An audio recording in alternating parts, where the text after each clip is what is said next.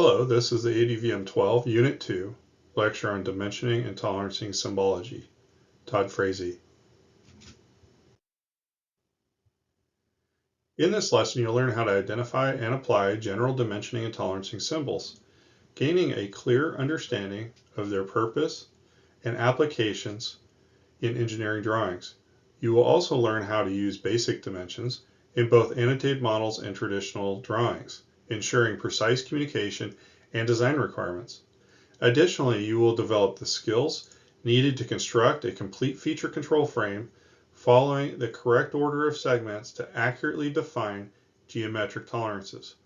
By mastering these concepts, you will be able to create clear, standardized technical drawings that effectively convey design intent to the manufacturers and the quality control teams. The objectives of this lesson is that by the end of this lesson, you will be able to identify and apply general dimensioning symbols and explain the general applications of them. Identify and apply tolerancing symbols to explain their general applications. Identify and apply basic dimensions as annotated models and on drawings. And complete a feature control frame using the correct order of segments in the frame.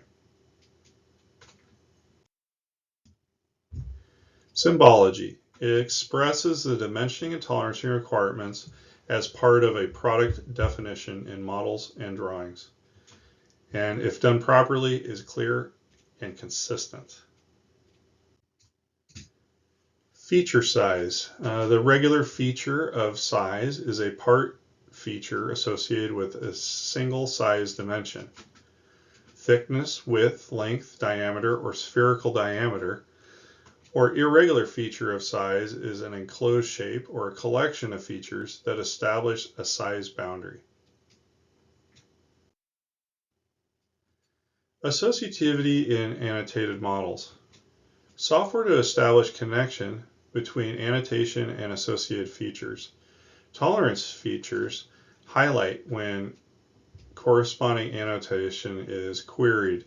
So in a modern design package, you should be able to analyze the model if you're working in the native software and be able to query embedded information in the model. There are general symbols and abbreviations. Standard symbols provide consistency. They're defined in the US by ASME. At one time it was ANSI or ANSI. Sometimes you see ANSI/ASME. ASME took over the standards in the late 20th century. Equivalent terms and abbreviations and notes. Size established relative to character height of dimensional numerals. And CAD software programs include library of symbols for uniformity, and if not, I suggest you create one. Okay, this is the general dimensioning symbol proportions. This chart's in your textbook for reference. And we have our different symbols here. We have diameter, which is a circle with a slash through it, and that differentiates it from the letter O and the 0. Now in a programming, you might have that symbol meaning 0, but on a drawing, it always means diameter. We have our counterbore symbol, and all of these are proportioned by the font size of your dimension text.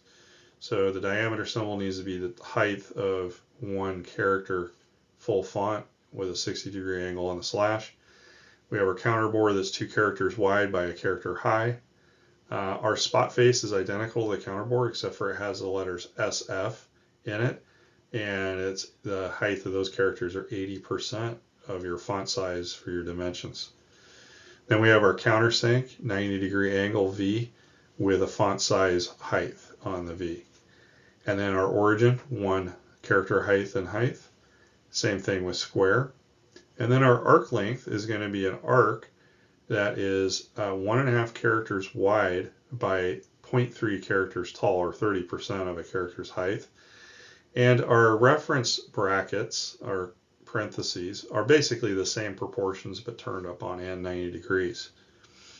We have our slope symbol. It's 15 degrees with 1 character height as its shortest leg of the triangle. Then our depth symbol, it's an arrow pointing down. The width of the back of the arrow is symbol is a 1 character by 1 character high, with the V shape of the arrow being 0.6 characters high, or 60%, with a 60-degree included angle. And then we have our conical taper, which is basically taking the slope and mirroring it across the line with the appropriate proportions, and the line that extends out the end is half a font length on either end. Okay, so why are we going over this? Well, back in the old days, when you were drawing these manually, you had to set your font size that you were going to make your drawing to, usually of a company standard. And the standard doesn't tell you what size font you should use. So the standard allows you to adjust that depending on your application, but you have to use these proportions. And so back in the day, you would have to make sure you're drawing all your symbols the correct size.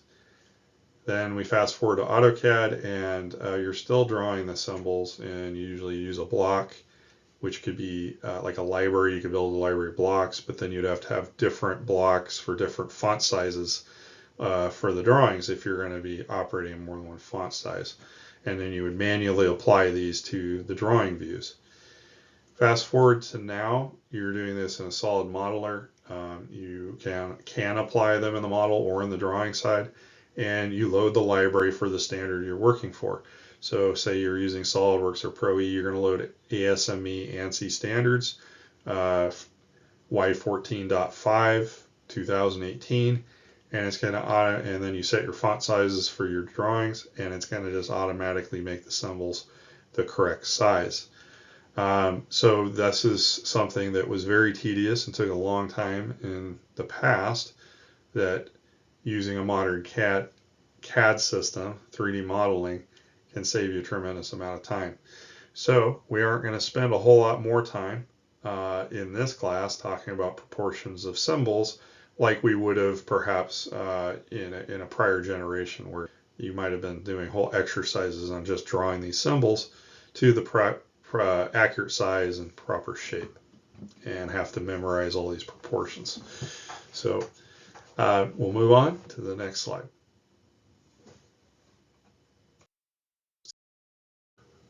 Symbol application, standardized in ASME Y14.5.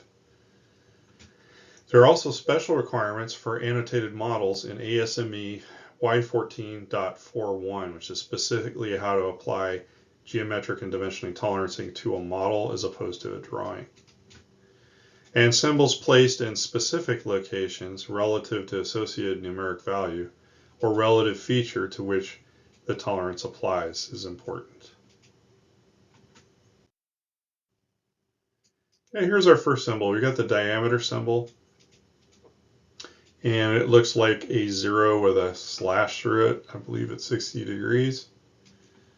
Okay, and the symbol location and correct spacing is required. And model placement on annotation plane.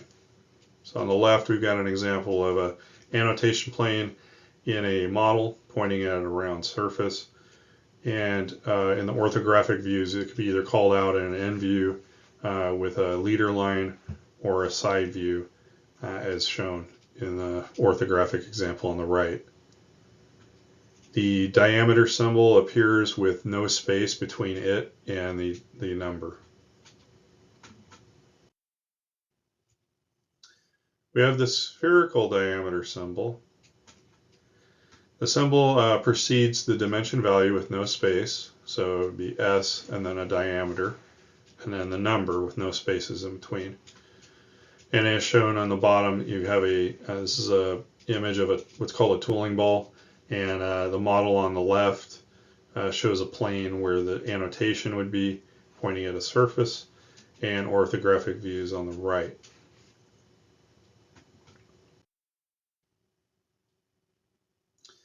Radius and controlled radiuses. The radius symbol is a capital R and it precedes the dimension value with no spaces. Control radius symbol, or CR, precedes the dimension also without any spaces. So as shown on the left, we have a radius of 380 thousandths, and also they've shown an example of a control radius of 380 thousandths. In the model on the left, it follows on an annotation plane, and on the right, they're showing it in an oblique plane orthographic view, where it's showing the edge of the radius. Okay, spherical radius, it's the abbreviation SR, and it precedes the dimension value just like the diameter. And there are no spaces between the letters and the dimension. So very similar to spherical radius, spherical diameter, just you're calling out as a radius instead.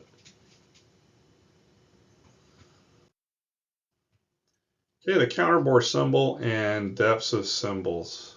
Okay, so the counterbore symbol precedes the diameter symbol in numeric value, representing the diameter of the counterbore.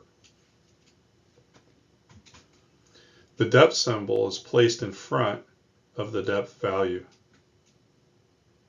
on the same line, spaced to ensure from preceding counterbore value. So if we look over on the left, we have a model. You have the primary hole, which is the 375 thousandths hole. It looks like it goes all the way through.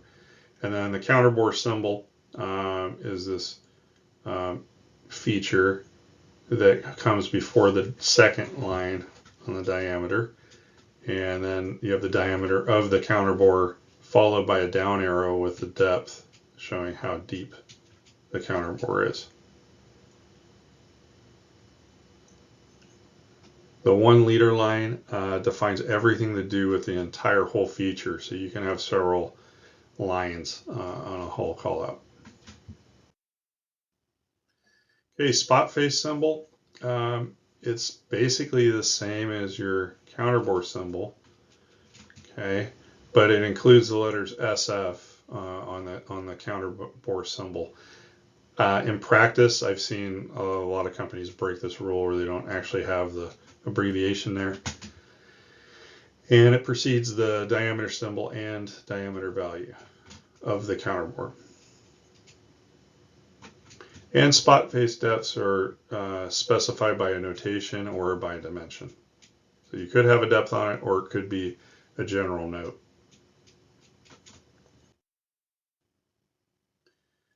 Okay, the countersink symbol. It is a feature typically used for flathead screws to meet the taper on the bottom of the screw. Okay, so it's a V-shaped symbol. It precedes the diameter symbol of the countersink, and it's the diameter of the largest diameter of the countersink. And then it typically has by and an angle. So in this example, we have 6 times 281 thousandths through holes with countersinks that the outer diameter is 438 thousandths, and the angle between the faces on it, included angle, is 100 degrees. Typically, wood screws are 82 degrees. Sheet metal aircraft, 90 to 100 to flatten out the force across the thin material.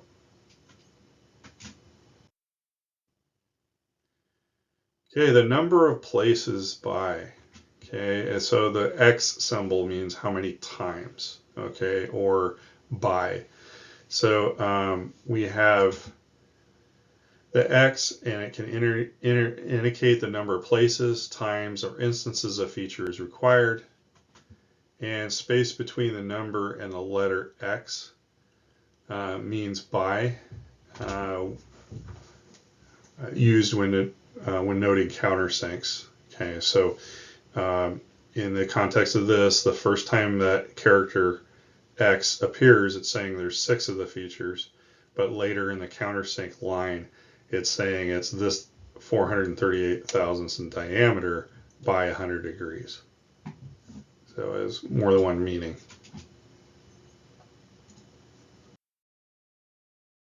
Okay, reference symbols. Dimension values dimension values enclosed in parentheses. The number shown on the product definition for informational purposes only. And reference value does not establish a firm requirement for acceptance or rejection of parts. And related symbols are also enclosed in the parentheses if they're reference. So typically it's defined on, say, a different sheet, or you want an overall length of something that could vary within a tolerance, but you want to give the shipping receiving guys a reference of about how long this product is so they can get the right size box. Those would be appropriate applications of reference dimensions. Okay, arc length indicates the given dimension defines the arc length. So it's the distance traveled around the circumference of that arc. I have rarely seen this used, but it might be industry specific. But it's this little half circle above the dimension, and then the dimension lines themselves will be curved.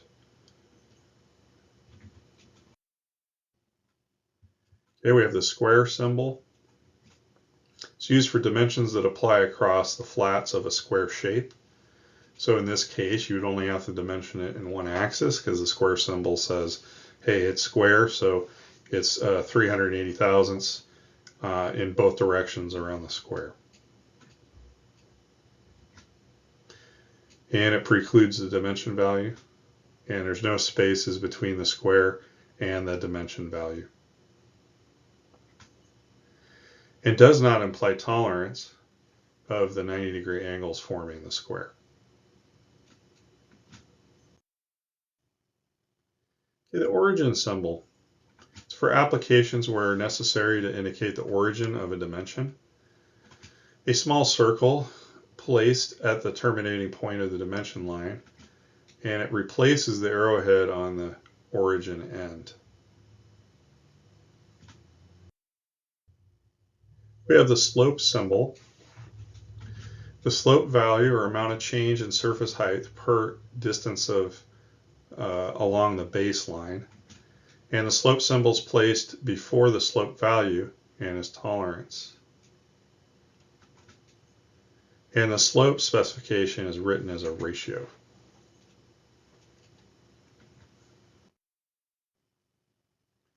Building on that, we have the taper symbol, which is typically used for cylindrical things.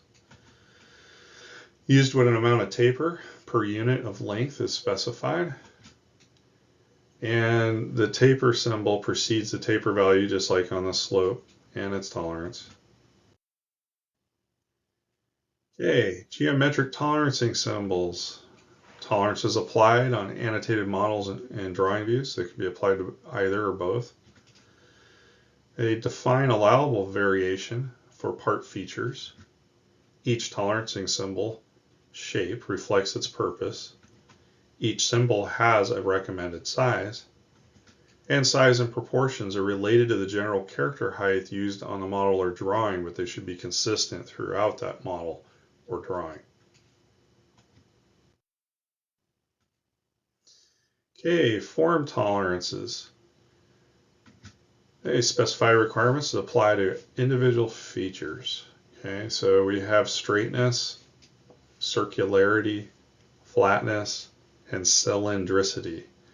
And this diagram shows the proportions. So if we were to compare this to font sizes, say you're using a certain font, whatever your base unit is, the straightness line should be 2 times that, circularity 1.5 times. We got our proportions for 60 degrees, and of our flatness, diamond, and our cylindricity. So again, they don't specify they have to be a certain size, but you have to have them all going to the same ratio of whatever unit you're using.